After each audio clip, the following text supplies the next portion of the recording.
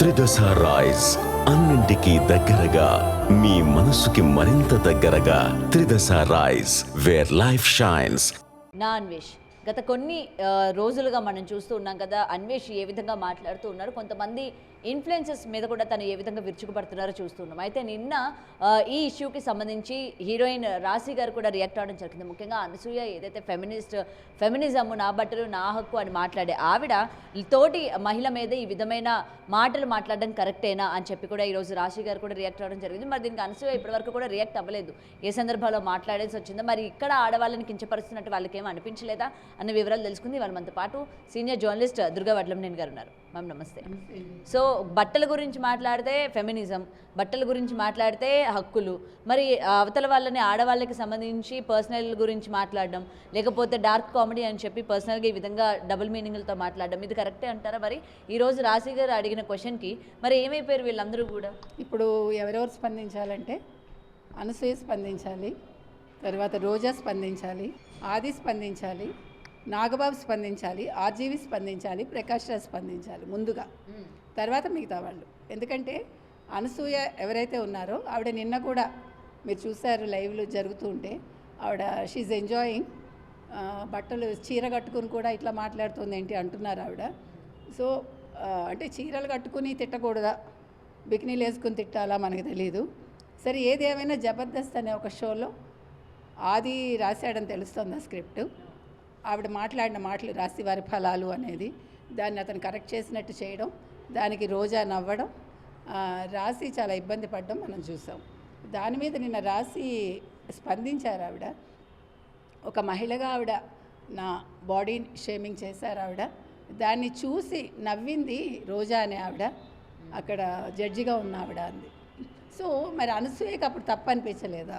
అనసూయ ఒక్కదాంతో ఆగారా? మొత్తం జబర్దస్త్లో వచ్చిన షోస్ అన్నీ ఒకసారి చూడాలండి. ఆవిడ ఇంకెన్ని డబుల్ మీనింగ్ డైలాగ్స్ మాట్లాడారు. ఒక శివాజీ సరుకు సామాన్లు అంటేనే ఇంత రెచ్చిపోయిన వీళ్ళందరూ కూడా, నాగబాబు లాంటి వాళ్ళు కావచ్చు, ఆర్జీవి లాంటి వాళ్ళు కావచ్చు, మరొకళ్ళు కావచ్చు. నిన్నను మీకు గుర్తుంటే కనుకైతే ఆంధ్రజ్యోతి రాధాకృష్ణ ఒక ఎడిటోరియల్ రాశారు. ఆయన అంతా బాగా రాశారు, కానీ ఆర్జీవి పేరు రాయలేదు, ఆయన మెన్షన్ చేయలేదు. నాగబాబు ప్రకాష్ రాజ్ గురించి స్పందించారు ఆయన. అయితే ఇక్కడ ఒక మాట అన్నారు, నాకు ఆ మాట మాత్రం అబ్జెక్షన్బుల్. ఏంటంటే ప్రకాష్ రాజ్ని నాగబాబుని ఆయన అభినవ కందుకూరి వీరేశలింగం పంతుళ్ళు అన్నారు ఆయన. అది చాలా తప్పండి ఆయనతో పోల్చడం అనేది. ఎందుకంటే ఆయన ఒక ఏమనాలి, సంఘ సంస్కరణోద్యమ నేత అతను, సంఘ సంస్కర్త అతను. అలాంటి వ్యక్తిని పట్టుకుని వీళ్ళతో కంపేర్ చేయటం అనేది చాలా తప్పు. అది కొంచెం వ్యంగ్యం కనిపించింది నాకు అందులో. సో రాధాకృష్ణ ఆ మాటలు వెనక్కి తీసుకోవాలండి. రాధాకృష్ణ దానికి క్షమాపణ కూడా చెప్పాలి. ఎందుకంటే అసలు వీరేశలింగం పంతులు గారు లేకపోతే ఆ రోజుల్లో మహిళలు ఇంత ముందు ఉండేవాళ్ళు కాదు. చాలామంది వితంతువులు ఆయన అడ్రస్ తెలియక, ఆయన గురించి తెలియక బాధపడి ఎన్నో నవలలు వచ్చాయి, ఎన్నో వ్యాసాలు వచ్చాయి దాని మీద. కాబట్టి అటువంటి గొప్ప వ్యక్తిని వీళ్ళతో కంపేర్ చేయటం అనేది తప్పు. ఈ సందర్భంగా నేను అది చెప్తున్నాను. రెండోది, ఇప్పుడు నా అన్వేష్ అన్నవాడు ఏమైపోయాడు? ఇవాళ నిఖిత అని ఒక అమ్మాయి అమెరికాలో సూసైడ్ చేసుకుందో, హత్య చేయబడిందో.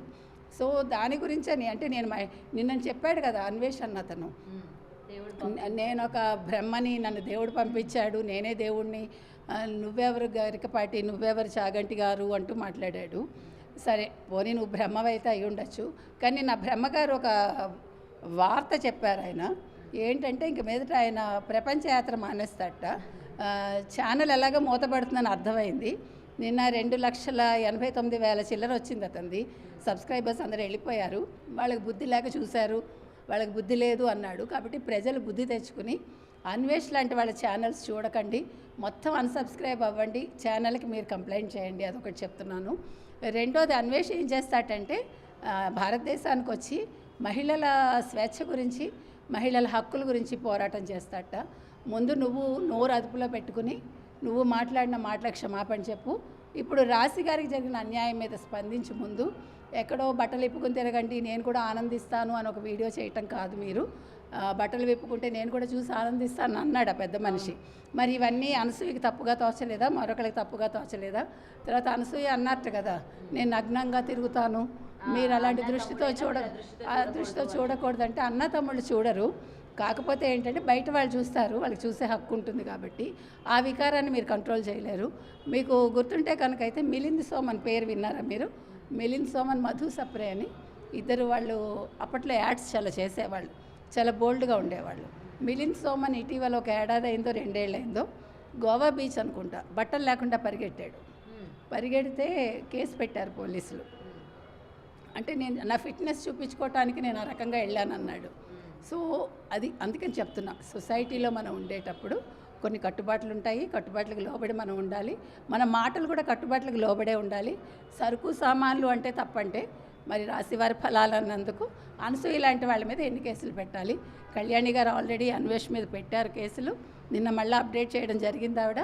సజ్జనార్ గారు వెంటనే స్పందించాలి, అన్వేష్ ఎక్కడున్నా తీసుకురావాలి, అరెస్ట్ చేయాలి, అతనికి తగిన బుద్ధి చెప్పాలని కోరుకుంటాను. అండ్ అన్వేష్ చేసిన కంటెంట్ ఏదైతే ఉందో ఇది అసలు జనాలకు ఉపయోగపడేది అంటారా? ఇంకా కొంతమంది ఫాలో అవుతూ ఉన్నారు, ఇంకా చాలామంది ఆయనకి సపోర్ట్ చేస్తూ ఉన్నారు.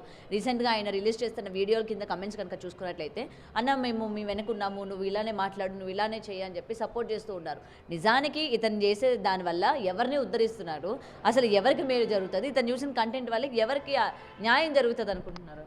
అంటే నిన్న మీరు లైవ్ పెట్టాడు అతను, చూసారు లైవ్. ఒక అతను నువ్వెందుకు గరికపాటి గురించి మాట్లాడుతున్నావు అని ఒక అమ్మాయి అడిగితే కాల్ కట్ చేశాడు, దానికి సమాధానం చెప్పలేదు. నేను స్త్రీల స్వేచ్ఛ గురించి మాట్లాడుతుంటే మధ్యలో ఇదేంటి అన్నాడు.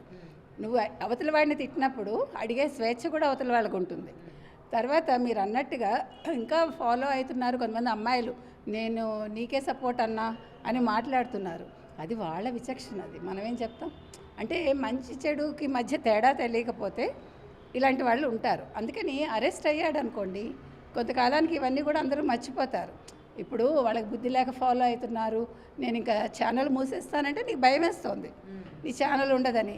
నేను వీళ్ళు ఎవరి మీద పడి తినలేదంటే డబ్బులు వీళ్ళ దగ్గర నుంచి వస్తేనే కదా నువ్వు తిరిగావు, అంటే డబ్బులు లేవని అర్థం. కాబట్టి మనం ఏది మాట్లాడినా ఆలోచించి మాట్లాడాలండి. తర్వాత ఒక రష్యన్ మహిళ లిదియా లక్ష్మి గారు మనకు స్పందించడం జరిగింది. ఆవిడే అడుగుతున్నారు, ఆవిడ మొత్తం హిందూ దేవాలయాల మీద, హిందూ సంస్కృతి మీద ఆవిడ చాలా రీసెర్చ్ చేస్తున్నారు. ప్రస్తుతం థాయిలాండ్లో ఉన్నట్టున్నారు ఆవిడ అంటే స్వచ్ఛమైన భారతీయురాల్లాగా తయారయ్యి ఆవిడ అన్ని గుళ్ళు అవన్నీ వాటి మీద రీసెర్చ్ చేస్తున్నారు. ఆవిడే అన్నారు, అసలు అన్వేష్ లాంటి వాళ్ళ వీడియోస్లో ఉండే కంటెంట్ ఏంటి, దేనికి ఉపయోగపడుతుంది, ప్రాస్టిట్యూట్స్ గురించి లేకపోతే ఇలాంటివి మాట్లాడతాడు అతను. ఇప్పుడు ప్రాస్టిట్యూట్స్ ఉంటారండి ఎక్కడైనా, ఉన్నప్పుడు వాళ్ళని నువ్వేమైనా ఉద్ధరిస్తున్నావా వెళ్ళి? మనం అడుగుతున్నది అది. వాళ్ళ కోసం ఏమైనా వాళ్ళ హక్కుల కోసం పోరాటం చేస్తే అప్పుడు అన్వేష్ లాంటి వాళ్ళు మాట్లాడచ్చు. అక్కడ ఇంతమంది ఉన్నారు అంతమంది ఉన్నారంటే మీలాంటి వాళ్ళ వల్లే అంతమంది ప్రాస్టిట్యూట్స్ తయారవుతారు. మగవాళ్ళు ఎప్పుడైతే ఉంటారో ఆడవాళ్ళు అన్యాయం అయిపోతారో, అలాంటి అన్యాయం అయిపోయిన ఆడవాళ్ళు ఈ రకంగా తయారవుతారు. వాళ్ళని ఉద్ధరించడానికి ప్రయత్నించండి, అది నేను చెప్తున్నా. కాబట్టి అన్వేష్ లాంటి వాళ్ళ వీడియోలు చూడటం కంటే మీరు ఇంకా చాలా మంచి పనులు చేయొచ్చు లోకంలో. ఎక్కువ మనమేమి అంటే మన మించేం చేయక్కర్లేదు, నేను అది చెప్పేది. ఏది ఏమైనా మంచి చెడుల మధ్య రేఖ ఎవడైనా కూడా బేరీజ్ వేసుకోవాలనే చెప్తాను, అంతే. అండ్ ఫైనల్గా మ్యామ్, సో ఇంత జరుగుతున్నా ఇంకా తను ఆగకపోవడానికి రీజన్ ఏమై ఉండొచ్చు అంటారు? అంటే ఇంకా అయిపోయిన వాటిని అప్పుడు జనాలు ఏదైతే మెచ్చుకున్నారో బెట్టింగ్ యాప్స్ అని లేకపోతే సో కాల్డ్ ఇన్ఫ్లుయెన్సెస్ గురించి మళ్ళీ ఇవాళ తెర మీదకి తీసుకొచ్చి, అంటే తన తప్పు ఏమీ లేదు, నన్ను మీరు అనవసరంగా అన్ఫాలో కొడుతున్నారు, నేను చెప్పిన విధానం ఒకటి మీరు తీసుకున్న విధానం ఒకటి అని ఏదైతే చెప్పే ప్రయత్నం చేస్తున్నారో జనాలు మళ్ళీ వినే దాంట్లో ఉన్నారంటారా?